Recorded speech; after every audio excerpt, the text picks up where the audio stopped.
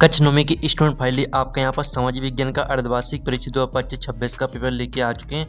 आप लोग बहुत सारे यहाँ पर कमेंट आ रहे थे कि अर्धवार्षिक परीक्षा पेपर लाओ, तो फाइनली आपका पेपर आ चुका। और साथ ही इस वीडियो में हम आपका यहाँ पर संपूर्ण उत्तर सहित सामाजिक विज्ञान पेपर कंप्लीट कराने वाले हैं। साथ ही आपको बता दें हम आपके लिए यहाँ पर 4 बजे रात को वीडियो बना रहे हैं, क्योंकि जो आपका सामाजिक विज्ञान का पेपर है वो आ चुका है। तो इस वीडियो को आपको ध्यान से देखना है और पेपर देने से पहले इस पेपर को पूरा याद करना है, ठीक है।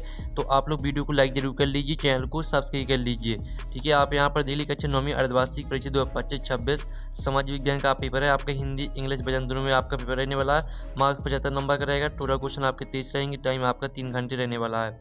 साथ ही आपके यहाँ पर निर्देश आते हैं, ठीक है। सही प्रश्न अनिवार्य, तो आप यहाँ पर निर्देश पढ़ लीजिएगा। तो चलिए स्टूडेंट, जो आपके यहाँ पर सामाजिक विज्ञान का पेपर है वो हम यहाँ पर देख लेते हैं। तो आपको इस वीडियो को ध्यान से देखना है और साथ ही आप लोग चैनल को जरूर सब्सक्राइब कर लीजिए।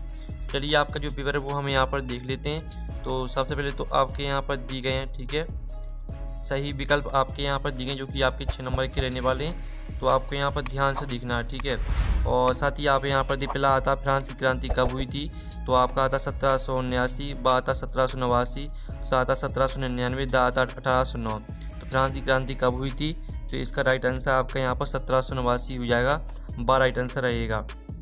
फिर आपके यहाँ पर दूसरा आता भारत का क्षेत्रफल विश्व के कुल भौगोलिक क्षेत्रफल का कितना प्रतिशत है, तो आपका आ आता 2.4%, बा आता 3.2%, और सा आता 4.2% और द आता 5.2%, ठीक है। तो इसका जो आपका भारत का क्षेत्रफल विश्व के कुल भौगोलिक क्षेत्रफल का कितना प्रतिशत है, तो इसका आंसर आपका 2.4% हो जाएगा। फिर आपका यहाँ पर तीसरा आता लोकतंत्र के लिए क्या आवश्यक है, तो आपका आता स्वतंत्र और निष्पक्ष चुनाव, बा आता सेना का शासन, और सा आता राजतंत्र, द आता एक ही पार्टी का शासन। तो यहाँ पर लोकतंत्र के लिए क्या आवश्यक है, तो इसका आंसर आपका हो जाएगा, ठीक है, स्वतंत्र और निष्पक्ष चुनाव। तो आपको यहाँ पर अच्छी से याद करते जाना, ठीक है। और आप लोग वीडियो को लाइक जरूर कर लीजिए।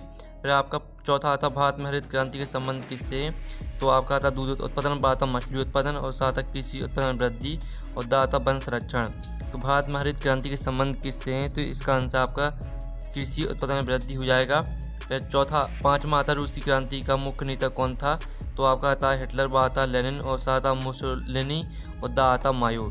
तो रूसी क्रांति का मुख्य नेता कौन था, तो इसका आंसर आपका लेनिन हो जाएगा। फिर आपका 6वां आता संविधान की आत्मा किसे कहा गया है, तो आपका आता समानता का अधिकार, बा आता शोषण के विरुद्ध अधिकार, और सा आता संवैधानिक उपचारों का अधिकार, और द आता स्वतंत्रता का अधिकार। तो यहाँ पर संविधान की आत्मा किसे कहा गया है, तो इसका आंसर समानता का अधिकार हो जाएगा। साथ ही यहाँ पर इंग्लिश मीडियम की स्टूडेंट भी देख लीजिए, जो आपके सही विकल्प वो हमने कंप्लीट करा दिए हैं, ठीक है। आपने अच्छे से याद कर लिए होंगे। फिर यहाँ पे इंग्लिश मीडियम के स्टूडेंट देख लीजिए, पहले का आपका बी राइट आंसर रहेगा, दूसरे का आपका ए राइट आंसर रहेगा, और तीसरे का आपका यहाँ पर जो राइट आंसर रहेगा वो आपका ए हो जाएगा, ठीक है। तो यहाँ पे इंग्लिश मीडियम के स्टूडेंट भी यहाँ पर देख सकते हैं, ठीक है। अब चलिए आपके यहाँ पर देख लेते हैं। चौथा आपके यहाँ पर दिया गया है, तो चौथे का आपका जो राइट आंसर रहने वाला है वो आपका सी हो जाएगा, और पाँचवें का आपका यहाँ पर राइट आंसर बी हो जाएगा, और 6वें का आपका राइट आंसर यहाँ पर ए हो जाएगा, ठीक है। तो यहाँ पर इंग्लिश मीडियम के स्टूडेंट भी ध्यान से देखते जाइए। फिर आपके यहाँ पर आता है, ठीक है, रिक्त स्थानों की पूर्ति कीजिए, जो कि आपके 6 नंबर के रहने वाले हैं, ठीक है। तो पहला आता जर्मनी की संसद को डोंडो कहा जाता है, तो यहाँ पर जर्मनी की संसद को, ठीक है, आप यहाँ पर देख लीजिए, जर्मनी की संसद को, ठीक है, बुंडेस्टैग कहा जाता है। तो इसका आंसर हम यहाँ पर लिख देते हैं, ठीक है। आप यहाँ पर देख लीजिए, बुंडेस्टैग कहा जाता है।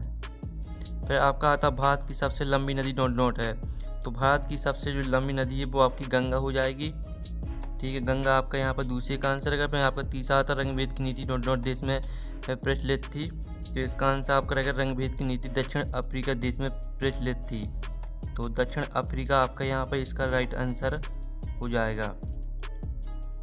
और जो आपका आता भारत में गरीबी का मुख्य कारण डॉट है, तो भारत में गरीबी का मुख्य कारण है आपका बेरोजगारी, ठीक है, बेरोजगारी आपका इसका राइट आंसर हो जाएगा। और जो आपका आता है दोआब का अर्थ जो होता है, तो दोआब का अर्थ होता है आपका दो नदियों के बीच का भाग, ठीक है, दो नदियों के बीच का भाग, ठीक है। यहाँ पर दोआब का अर्थ दो नदियों के बीच का भाग होता है। फिर आपका 6वां था कार्ल मार्क्स ने डॉट नमक पुस्तक लिखी थी, तो कार्ल मार्क्स ने आपकी, ठीक है, दास कैपिटल पुस्तक लिखी थी? तो दास कैपिटल आपका इसका राइट आंसर हो जाएगा। ठीक है, इस तरह से जो आपके रिक्वेस्ट हैं वो कंप्लीट हो जाते हैं। साथ ही यहाँ पे इंग्लिश से मीडियम के स्टूडेंट भी देख लीजिए। अब प्रश्न 3 आता सत्य असत्य का चयन करके लिखिए, जो कि 6 नंबर के रहने वाले हैं। तो पहला था पलमपुर गाँव में खेती मुख्य उत्पादन क्रिया है, तो पहला आपका सत्य हो जाएगा। फिर आपका दूसरा आता भारतीय संविधान 26 जनवरी 1950 को लागू हुआ था, तो आपका यह भी सत्य रहने वाला है। फिर जो आपका तीसरा था भूमध्य रेखा भारत के मध्य से होकर गुजरती है, तो आपका जो तीसरा रहेगा वो आपका सत्य रहेगा। ठीक है, इस तरह से जो आपके सत्य असत्य हैं वो आपके यहाँ पर कंप्लीट हो जाते हैं। यानी आपका तीसरा सत्य असत्य करा दिया है। अब चलिए आपका चौथा सत्य असत्य हमें यहाँ पर देख लेते हैं। तो चौथा आपके यहाँ पर दिया गया है लुई 16वीं को 1793 में फांसी दी गई थी, तो जो आपका यहाँ पर चौथा रहेगा वो आपका सत्य हो जाएगा। फिर पांचवा आता बुलर झील जम्मू और कश्मीर में स्थित एक मीठे पानी की झील है, तो आपका यह सत्य रहने वाला है। और जो आपका था अधिकारों के बिना जीवन संभव नहीं है, तो आपका यह सत्य हो जाएगा। ठीक है, इस तरह से आपके जो सत्य सत्य हैं वो कंप्लीट हो जाते हैं। साथ ही यहाँ पर इंग्लिश से मीडियम के स्टूडेंट भी देख लीजिए। अब प्रश्न आपका यहाँ पर हम 4 देख लेते हैं। प्रश्न 4 आता सही जोड़ी बनाइए, जो कि आपकी 6 नंबर की रहने वाली। कॉलम आ और बा में आपकी सही जोड़ी दी गई है। पहली आती है जैकोबिन क्लब, तो इसको आपको मैच कर देना। ठीक है, मैक्सिमिलियन रॉबेस्पियर से। दूसरी आती है सुंदरबन डेल्टा, तो इसको मैच कर देना आपको यहाँ पर। सुंदरबन डेल्टा को आपको बंगाल टाइगर से मैच कर देना है। और नेल्सन मंडेला को आपको दक्षिण अफ्रीका से मैच कर देना है। और जो प्राथमिक क्षेत्र है इसको आपको कृषि वानिकी से मैच कर देना है। और शिक्षित बेरोजगारी इसको आपको मैच कर देना उच्च शिक्षा प्राप्त लोग से। और जो आपकी आती है अन्नपूर्णा योजना, तो इसको आपको निर्धनता रेखा से नीचे सामने ही मैच कर देना है। ठीक है, इस तरह से आपकी जो सही जोड़ी वो कंप्लीट हो जाती हैं। ठीक है, हमने नंबर लिख दिए कौन में आपको कौन सी मैच करनी है, तो आप यहाँ पर देख लीजिएगा। साथ ही यहाँ पर इंग्लिश मीडियम के स्टूडेंट भी यहाँ पर देख सकते हैं। अब चलिए आपका जो प्रश्न 5 है वो हम यहाँ पर देख लेते हैं। तो प्रश्न 5 आता है आपके एक शब्द वाक्य में उत्तर दीजिए, जो कि आपके 6 नंबर के रहने वाले हैं। तो आपका आता खरीफ की फसलें किस मौसम में बोई जाती हैं, तो इसका आंसर आपका यहाँ पर जून जुलाई हो जाएगा। ठीक है, जून जुलाई। और जो आता भारत के वर्तमान राष्ट्रपति का नाम क्या है, तो इसका आंसर आपका रहने वाला श्रीमती। ठीक है, आप यहाँ पर देख लीजिए श्रीमती द्रौपदी। ठीक है, द्रौपदी मुर्मू। फिर आपका था फ्रांस की क्रांति के समय फ्रांस का राजा कौन था, तो इसका आंसर आपका लुई 16वां हो जाएगा। ठीक है, लुई 16वां। फिर आपका था मानव पूंजी किसे कहते हैं, तो यहाँ पर ज्ञान कौशल और स्वास्थ्य के रूप में मानव में किया गया निवेश आपकी मानव पूंजी कहलाती है। ठीक है, भारत की माना के या 73 रेखा का मान क्या है, तो इसका आंसर आपका 82 डिग्री 30 पूर्व हो जाएगा। और जो आपका था 6वां आता नदियों को प्रदूषण से बचाने के लिए कोई एक उपाय लिखना है आपको। तो चलिए इनके आपको लिखित आंसर हमें यहाँ पर दिखा देते हैं। ठीक है, तो आप यहाँ पर देख लीजिए, ये आपके यहाँ पर दिया गया है एक शब्द वाक्य उत्तर का सॉल्यूशन। ठीक है, तो आप यहाँ पर ध्यान से देख लीजिए, ये आपके एक शब्द वाक्य उत्तर का सॉल्यूशन दिया गया है। पहले का उत्तर मानसून, दूसरे का उत्तर श्रीमती द्रौपदी मुर्मू, तीसरे का उत्तर लुई 16वां, चौथे का उत्तर ज्ञान कौशल और स्वास्थ्य के रूप में मानव में किया गया निवेश, और 5वीं का आंसर 82 डिग्री 30 पूर्व, और 6वीं का आंसर आपका रहने वाला उद्योगों के दूषित जल को बिना उपचारित किए सीधे नदियों में ना गिराना। ठीक है, इस तरह से आपका एक शब्द वाक्य उत्तर का सॉल्यूशन भी हो जाता है। अब चलिए आपके यहाँ पर आता है इंग्लिश से मीडियम के स्टूडेंट भी यहाँ पर देख लीजिए। ठीक है, अब प्रश्न आपका 6 आता है जरूर मृदा की 2 विशेषताएं लिखिए, अथवा आता भंवर किसे कहते हैं। चलिए आपके यहाँ पर जरूर मृदा की 2 विशेषताएं हमें यहाँ पर देख लेते हैं। तो ये आपकी जरूर मृदा की 2 विशेषताएं दी गई हैं। ठीक है, इनको आपको पूरा याद कर लेना है। और साथ ही भंवर किसे कहते हैं, तो इसका उत्तर भी आप यहाँ पर देख लीजिए। ये आपका अथवा का उत्तर दिया गया, तो इसका आप स्क्रीनशॉट यहाँ पर ले सकते हैं। फिर आपके यहाँ पर आता है महानदी के उद्गम स्थल का नाम लिखना है आपको। ठीक है, महानदी के उद्गम स्थल का आपको नाम लिखना है, अथवा गंगा नदी की 2 सहायक नदियों के नाम लिखिए। तो चलिए आपके यहाँ पर दोनों के उत्तर हम यहाँ पर देख लेते हैं। तो ये आपका 7वें का उत्तर रहेगा महानदी का उद्गम स्थल छत्तीसगढ़ के रायपुर जिले की सियावा के निकट है। और गंगा नदी की 2 सहायक नदियाँ आपकी हो जाएंगी यमुना और सोन। ठीक है, आपका अथवा का आंसर रहने वाला है। फिर आपका आता अधिकार किसे कहते हैं, अथवा आता भारत के संविधान को जीवित दस्तावेज क्यों कहा जाता है। चलिए आपका 8वें प्रश्न का उत्तर हम यहाँ पर देख लेते हैं। तो ये आपका 8वें प्रश्न का उत्तर रहने वाला। अधिकार व्यक्ति को प्राप्त होने वाली भी अनुकूल परिस्थितियाँ और अवसर हैं, ठीक है, आपकी प्रदान की जाती है, यहाँ तक याद कर लेना है। साथ ही इसका अथवा का उत्तर देख लीजिए, ये आपका अथवा का उत्तर रहने वाला है, ठीक है। तो स्क्रीनशॉट आपको यहाँ पर लेते चलना है। फिर आपके यहाँ पर आता है 9वां, पूंजी निर्माण किसे कहते हैं, और साथ ही हम 9वें का यहाँ पर अथवा वाला प्रश्न भी देख लेते हैं, ठीक है। तो 9वें का आपका यहाँ पर अथवा वाला प्रश्न आता है, उत्पादन का क्या अर्थ है। तो चलिए इनके जो उत्तर है वो हम यहाँ पर दिखा देते हैं आपको। पहले तो आप 9वें प्रश्न का उत्तर देख लीजिए, पूंजी निर्माण का अर्थ, ठीक है, और साथ ही उत्पादन का अर्थ भी देख लीजिए, ठीक है। तो इनकी आपको स्क्रीनशॉट लेते चलना है। फिर आपका यहाँ पर आता है खुली बेरोजगारी और प्रेक्षणिक बेरोजगारी में कोई दो अंतर लिखिए, अथवा आता मानव पूंजी निर्माण में स्वास्थ्य की क्या भूमिका है। तो चलिए आपके यहाँ पर खुली बेरोजगारी, ये खुली बेरोजगारी और प्रेक्षणिक बेरोजगारी में अंतर देख लीजिए। आपका खुली बेरोजगारी और प्रेक्षणिक बेरोजगारी में अंतर दिया गया है।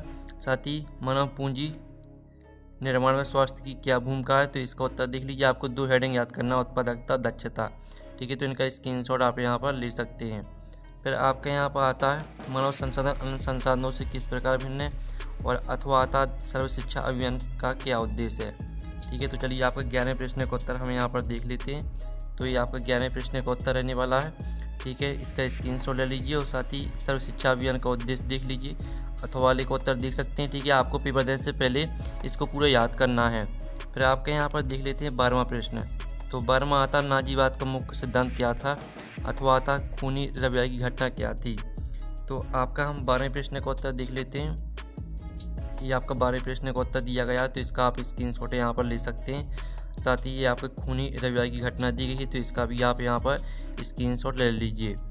फिर आपके यहाँ पर आता है, ठीक है, निरंकुश राजशाही से क्या आशा है, और साथ ही इसका जो अथवा वाला प्रश्न है वो भी आप यहाँ पर देख लीजिए। टाइट और टी थे कर क्या थे। तो आपका 13वें प्रश्न का उत्तर हम यहाँ पर देख लेते हैं। ये आपका 13वें प्रश्न का उत्तर रहने वाला है, ठीक है। निरंकुश राजशाही से क्या आशा है, इसका उत्तर देख लीजिए। साथ ही टाइट और टी थे कर क्या थे, इसका उत्तर भी आप यहाँ पर देख सकते हैं, ठीक है। फिर आपके यहाँ पर आता है 14वां प्रश्न, मित्र राष्ट्र और ध्रुवीय राष्ट्र कौन कौन से थे, कोई 2 नाम आपको लिखना है, अथवा आता है सोशलिस्ट पार्टी का मुख्य विचार क्या था। चलिए आपका 14वें प्रश्न का उत्तर हम यहाँ पर देख लेते हैं। तो आप यहाँ पर देख लीजिए, आपका 14वें प्रश्न का उत्तर रहने वाला है, और साथ ही हम 14वें के अथवा का उत्तर देख लीजिए, सोशलिस्ट पार्टी का मुख्य विचार क्या था, इसका उत्तर भी आप यहाँ पर देख लीजिए। और फिर आपके यहाँ पर आता वनों से होने वाले 2 प्रत्यक्ष लाभ लिखिए, अथवा आता परिस्थिति तंत्र से क्या अभिप्राय है। तो आप यहाँ पर देख लीजिए, आपके वनों से होने वाले 2 प्रत्यक्ष लाभ दिए गए हैं, ठीक है। दोनों लाभों को याद कर लेना है। साथ ही परिस्थिति तंत्र से क्या अभिप्राय है, इसका उत्तर भी देख लीजिए। परिस्थिति तंत्र से अभिप्राय किसी क्षेत्र के सभी जीवित प्राणी और निर्जीव घटक आपस में एक दूसरे के साथ और पर्यावरण के साथ क्रिया करते हैं, जिससे एक आत्मनिर्भर इकाई का निर्माण होता है, ठीक है। ये आपका अथवा का उत्तर हो जाता है। और फिर आपका आता है वोट देने का अधिकार लोकतंत्र में क्यों महत्वपूर्ण है। चलिए 16वें का अथवा भी देख लेते हैं। तो 16वें का अथवा आता है समानता अधिकार से आप क्या समझते हैं। तो चलिए इनके उत्तर हम यहाँ पर देख लेते हैं। ये आपका 16वें प्रश्न का उत्तर यहाँ पर दिया गया है, इसका आप स्क्रीनशॉट ले सकते हैं। और ये आपका समानता का अधिकार दिया गया है, तो इसका भी स्क्रीनशॉट आप यहाँ पर ले लीजिए, ठीक है। आपका समानता का अधिकार दिया गया है, तो इनके स्क्रीनशॉट आपको लेते चलना है। फिर आपका था खाद्य असुरक्षा क्या है, अथवा आता बफर स्टॉक क्या है। तो चलिए आप पहले तो यहाँ पर खाद्य असुरक्षा की परिभाषा देख लीजिए। ये आपकी खाद्य असुरक्षा की परिभाषा दी गई है, और साथ ही बफर स्टॉक क्या है, तो इसका उत्तर भी आप यहाँ पर देख लीजिए, ठीक है। अब चलिए आपका नेक्स्ट प्रश्न हम यहाँ पर देख लेते हैं। तो नेक्स्ट प्रश्न आता फ्रांसीसी क्रांति के आपको, ठीक है, आप यहाँ पर देख लीजिए। फ्रांसीसी क्रांति के 3 मुख्य कारणों का वर्णन कीजिए, अथवा आता रूस में गृह युद्ध क्यों हुआ था, इसके 3 प्रमुख ठीक है परिणाम लिखिए। तो चलिए आपका हम यहाँ पे इनके जो आंसर है वो दिखा देते हैं आपको। तो ये आपके 18वें प्रश्न का उत्तर दिया गया है, फ्रांसीसी क्रांति के 3 मुख्य कारण, ठीक है। तीनों कारणों को याद कर लेना है, और साथ ही इसका अथवा का उत्तर भी देख लीजिए। ये आपके यहाँ पर अथवा का उत्तर दिया गया है, ठीक है। तो इसका भी आप यहाँ पर स्क्रीनशॉट ले सकते हैं। फिर आपके यहाँ पर आता 19वां भारत में गरीबी उन्मूलन, ठीक है, उन्मूलन के लिए सरकार द्वारा चलाए जा रहे किन्हीं 3 कार्यक्रमों का उल्लेख कीजिए, अथवा आता शिक्षित बेरोजगारी भारत के लिए एक विशेष समस्या क्यों है। तो चलिए आपको 19वें प्रश्न का उत्तर हम यहाँ पर देख लेते हैं। तो ये आपको 19वें प्रश्न का उत्तर रहने वाला है, ठीक है। इसका आप यहाँ पर स्क्रीनशॉट ले लीजिए, और साथ ही 19वें के अथवा का उत्तर देख लीजिए। शिक्षित बेरोजगारी भारत के लिए एक विशेष समस्या क्यों है। तो 3 हेडिंग दी गई हैं, ठीक है। तीनों हेडिंग को आपको याद कर लेना है। फिर आपके यहाँ पर आता है 20वां संसदीय कार्यपालिका और राष्ट्रपति कार्यपालिका में कोई 3 अंतर स्पष्ट कीजिए। अथवा आता भारतीय संविधान की प्रस्तावना के 3 मुख्य मूल्यों का वर्णन कीजिए। तो चलिए आपके यहाँ पर संसदीय कार्यपालिका और राष्ट्रपति कार्यकाल में आपके 3 अंतर यहाँ पर दिए गए हैं, और साथ ही भारतीय संविधान की प्रस्तावना के आपको 3 मुख्य मूल्यों का वर्णन करना था। तो ये आपकी 3 हेडिंग दी गई, तीनों हेडिंग को आपको पूरा याद कर लेना है। इसका स्क्रीनशॉट आप ले लीजिए। और फिर आपके 21वां आता भारत के उत्तीर्ण मैदान की मुख्य विशेषताओं को विस्तार से वर्णन कीजिए। अथवा आता जलवायु को नियंत्रित करने वाले प्रमुख कारकों का वर्णन कीजिए, ठीक है। तो 21वें प्रश्न का उत्तर आप यहाँ पर देख लीजिए। ये आपके 21वें प्रश्न का उत्तर दिया गया है, और साथ ही ये आपका 21वें की अथवा का उत्तर दिया गया है, ठीक है। तो स्क्रीनशॉट ले लीजिए और वीडियो को लाइक जरूर कर लीजिएगा। फिर आपका 22वां आता लोकतंत्र की पक्ष और विपक्ष में 4 तर्क दीजिए। अथवा चुनावी राजनीति में दलों की भूमिका का मूल्यांकन कीजिए। तो ये आपके लोकतंत्र के पक्ष और विपक्ष में यहाँ पर 4 अंतर दिए गए हैं, तो इनका आप स्क्रीनशॉट यहाँ पर ले लीजिएगा। और साथ ही ये आपका अथवा का उत्तर रहने वाला, तो इसका स्क्रीनशॉट भी आप ले लीजिए। फिर आपके यहाँ पर 23वां प्रश्न हम यहाँ पर देख लेते हैं। ये आपका यहाँ पर 23वां प्रश्न दिया गया है, जिसमें आपको भारत के मानचित्र में दर्शाना है। तो दोनों प्रश्न देख लीजिए, अथवा वाला भी देख लीजिए, ऊपर वाला भी देख लीजिए। और इसका सॉल्यूशन मिल जाएगा आपको टेलीग्राम ग्रुप में, और टेलीग्राम ग्रुप की लिंक वीडियो के डिस्क्रिप्शन दी रखी है, तो ज्वाइन कर लीजिए। आपको वहाँ पर, ठीक है, टेलीग्राम में आपको भारत का मानचित्र मिल जाएगा और 23वें प्रश्न का सॉल्यूशन मिल जाएगा और PDF में मिल जाएगा। तो हम नेक्स्ट वीडियो में मिलते हैं। Thanks for watching.